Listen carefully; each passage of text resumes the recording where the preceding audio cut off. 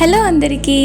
Week అంతా office అని, ఇంట్లో పనులని, పిల్లలని బిజీగా ఉండే మాకు ఒక చిన్న బ్రేక్ కావాలనుకున్నాము. రొటీన్గా ఇంట్లోనే తినడం ఎందుకులే అని చెప్పేసి సరదాగా ఐమాక్స్కి వచ్చి రాగానే నేనైతే వీడియో తీయడం స్టార్ట్ చేసేసాను.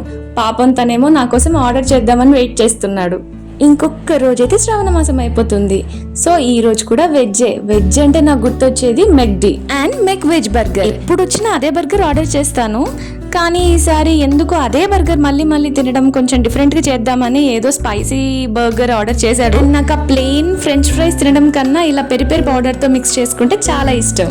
ఓకే, వచ్చేసాము, తిన్నాము, తాగాము, ఇంకా వెళ్ళిపోతున్నాం. ఈ రోజు వెదర్ అయితే చాలా బాగుంది. బయట అంతా చల్లటి గాలి. కాసేపు అక్కడే ప్రశాంతంగా కూర్చోవాలనిపించింది, కానీ టైం లేదు. ఇక వెళ్తూ ఖైరతాబాద్ గణేష్ కి హాయ్ చెప్పి వెళ్దామని చెప్పి ఆ రూట్ నుంచి వెళ్దామని డిసైడ్ అయిపోయాం. ఏదో ఇప్పుడు కాబట్టి వెళ్ళగలుగుతున్నాం, కానీ వన్స్ గణేష్ వచ్చాడు అనుకోండి, అసలు రోడ్స్ అన్ని బ్లాక్, టూ మచ్ ట్రాఫిక్ అండి.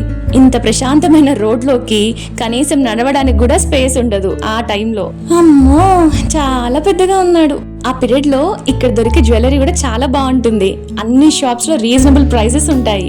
సో గణేష్ చతుర్థి ముందే ప్రీ దర్శనం అయిపోయింది. విగ్రహం పెట్టాక మళ్ళీ ఒకసారి వచ్చి దర్శించుకోవాల్సిందే ఈ బొజ్జ గణపయ్యని. ఈ రోజు ఒక స్పెషల్ మూవీకి వెళ్ళాము, మన అమ్మాయిల గురించి. నెక్స్ట్ వ్లాగ్ లో కలుద్దాం.